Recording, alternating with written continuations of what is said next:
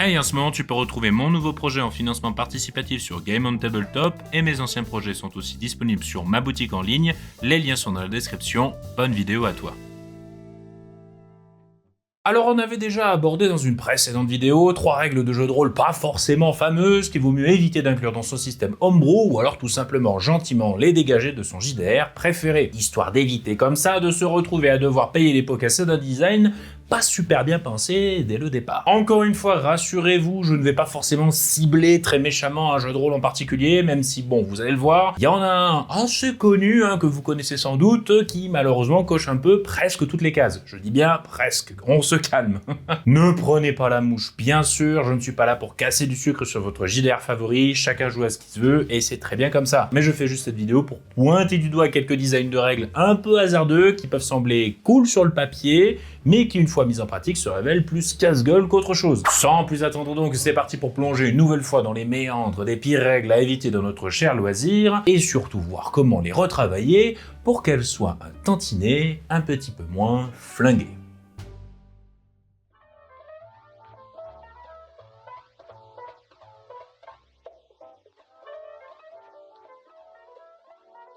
Et sans transition, comme dirait un gars pas forcément trop recommandable de la télé, on commence par du lourd, du très lourd même, la résurrection. Bon, clairement, pareil concept et je pense un reliquat hérité ou du moins plutôt bien perprété par les jeux vidéo et plus particulièrement les RPG. Et il faut comprendre que dans ces cas-là, ça a surtout été une mécanique purement pratique pour permettre aux joueurs de continuer à progresser dans l'histoire malgré leurs échecs. Alors soit c'est tout simplement fait via des sauvegardes ou alors via la possibilité de ramener les personnages tombés au combat à la fin de celui-ci afin de ne pas trop handicaper les joueurs dans leur progression. On prendra l'exemple des MMORPG où il vous faudra tout simplement soit regagner votre corps avec votre âme comme dans World of Warcraft, ou alors tout simplement vous téléporter au point de passage le plus proche quand vous avez été vaincu au combat. Ou bien encore être ressuscité via le sort d'un soigneur dans le cas par exemple d'un combat instancié contre un boss. En bref, on dédramatise fortement le fait de mourir dans le jeu pour tout simplement éviter de casser le rythme de ce dernier. Et c'est d'ailleurs le cas même dans les jeux considérés comme très difficiles ou du moins très exigeants, où c'est souvent agrémenté d'une pirouette scénaristique comme dans la série des Dark Souls où l'on revient à la vie au feu de camp le plus proche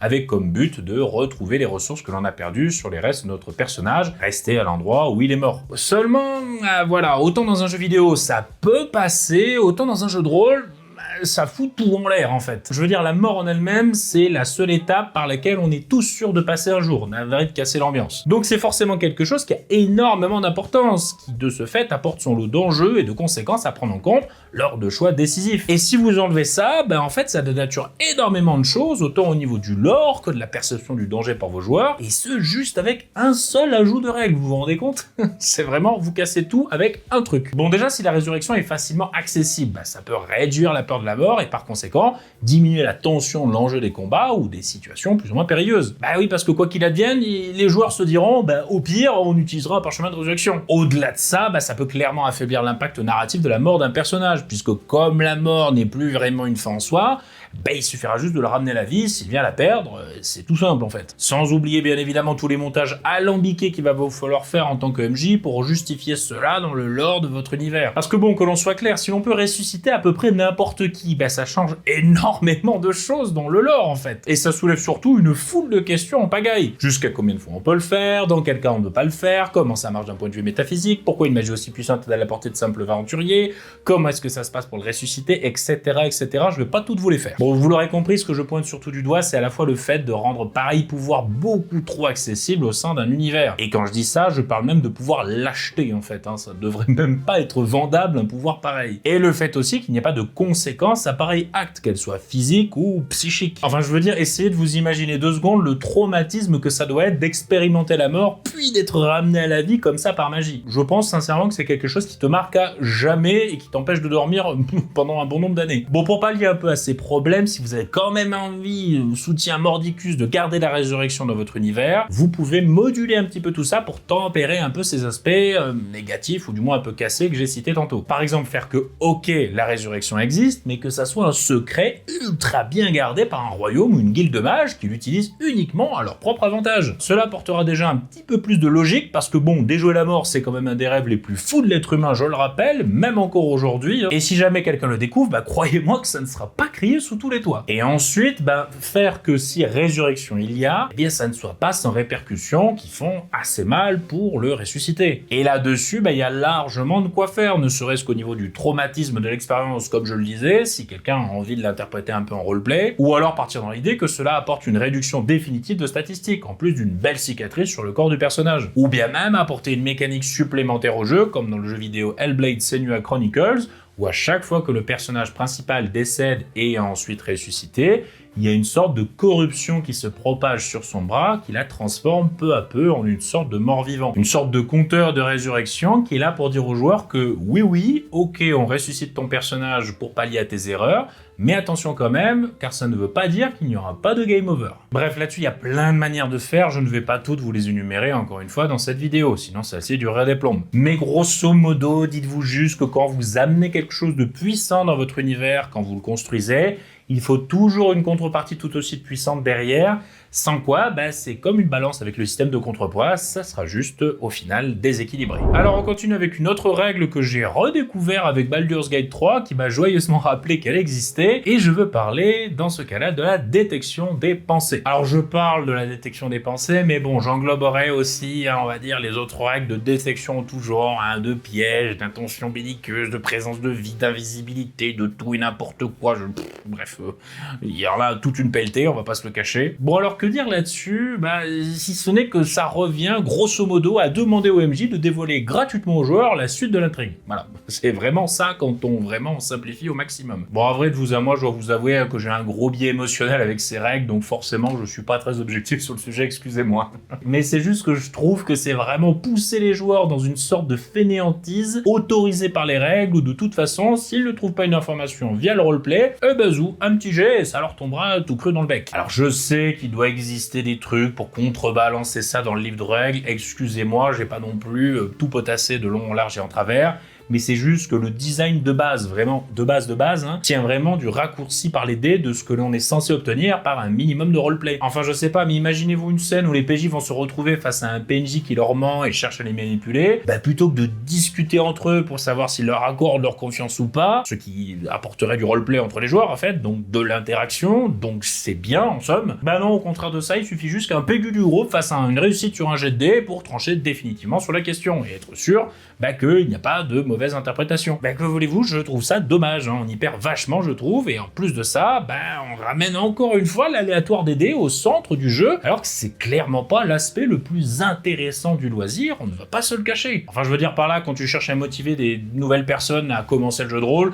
tu leur dis pas « Eh viens, on va jeter des dés, tu vas voir, ça va être super cool !» Ok, je sais que ça fait pinailleur ce que je vais dire, je vous l'accorde, mais lire les pensées. Je crois que si c'était vraiment possible de le faire, ça serait pas aussi clair qu'une voix dans la tête qui crie distinctement à voix haute ce qu'ils pensent en fait. Bon, en plus de ça, les 3/4 du temps, vous, le MJ, vous allez essayer de tempérer l'impact de cette règle en essayant d'être le plus vague possible dans la description de ces fameuses pensées pour éviter de tout simplement vendre la mèche de votre intrigue sur un simple jet de dés, ce qui est quand même pas forcément très agréable. Du coup, si c'est pour faire l'équilibriste à chaque fois, ça ne sert à rien de mettre cette règle dans votre JDR en fait. Et si elle est là de base, peut-être il serait bon de soit tout simplement le mettre, ou bien de la modifier fortement à la base. Alors dans cette idée de modification, on peut partir sur plusieurs pistes pour réduire l'aspect un peu brut de décoffrage du design de la règle. Par exemple, pourquoi pas faire que le joueur qui utilise le sort n'a le droit de vous poser, vous, en tant que MJ, qu'une question simple à laquelle vous pouvez répondre que par oui ou pardon. Du style, je sais pas moi, est-ce qu'il nous ment ?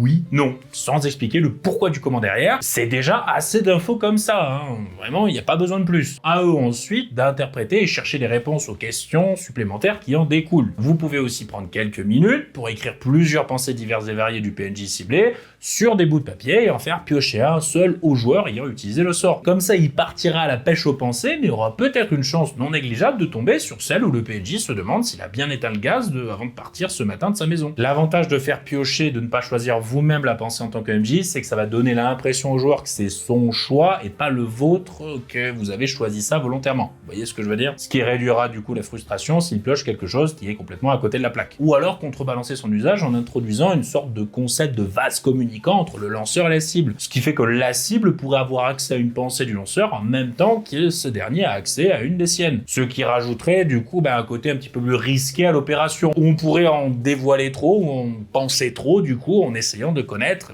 les pensées de l'autre. Enfin bref, tout ça, ça reste du bricolage pour une règle dont le design de base est juste trop pété en fait. Le meilleur, ça resterait de tout simplement l'oublier, parce que malheureusement, tous les designs de règles ne sont pas bons à prendre. Et on finit cette petite liste par un design de règles qui n'est pas si répandu que ça, mais que je continue à voir dans certains JDR, et c'est le concept de tirer les statistiques de base d'un personnage au hasard des dés. Quand je parle des statistiques de base, c'est vraiment les attributs, tout ça, ce qui constitue le squelette de la fiche de personnage. Je vais y arriver. Alors bon, je comprends parfaitement que cela est destiné à refléter le fait que l'on n'est pas tous égaux devant la nature pour une tâche donnée, de par notre génétique, notre passé, nos expériences, etc., etc. Ok, on n'a pas tous le même bagage et donc on peut pas accomplir la même chose que ceux qui ont clairement un don pour le faire. Oui, d'accord, je vois, j'entends, ça représente très bien cet aspect durement réaliste de la vie. Mais est-ce que le jeu de rôle est destiné à mimer la vie réelle en tout point ? Vaste question. Alors au-delà de ce vaste débat, parce qu'on va pas y rentrer dedans, ce que je veux pointer du doigt, c'est que ce genre de règle amène dès le départ, mais genre vraiment dès le départ, au tout début du jeu en somme, c'est-à-dire à la création de personnages, la potentielle frustration apportée par l'aléatoire des jets de dés. Car soyons sincères 2 secondes, de vous à moi, comme ça, en catimini, allez, y a personne qui nous regarde. Ok, les jets de dés, ça reste sympa comme moyen de décision impartiale quant à la réussite d'une action ou non en JDR. Ce qui fait qu'ils sont bien évidemment porteurs d'une certaine tension autour de la table de par l'incertitude qu'ils apportent. On a tous retenu notre souffle comme ça devant un jet de dés décisif pour savoir si ça allait être une réussite ou un échec critique. Mais ça nous est tous arrivé au minimum une fois de littéralement faire ce qu'on appelle du hors-stat et de passer toute une partie à ne faire que des échecs critiques en boucle ou rater tout ce que notre personnage entreprend. Et ça c'est frustrant. Voilà. Même si on en rigole après coup, bien sûr, sur le moment, on se sent juste mis à l'écart de l'action et de l'intrigue. Et là donc ça voudrait dire qu'avec cette règle des stats aléatoires, qu'un joueur pourrait se retrouver frustré avant même que son personnage soit finalisé et que la partie ne commence. Bon, à ce stade-là, c'est juste du speedrun de la frustration en fait. Comment peut-on frustrer un joueur de JDR le plus rapidement possible? Bon, je sais pas, là, à part pisser dans les bières et cracher sur la pizza, je pense techniquement qu'on peut pas faire mieux.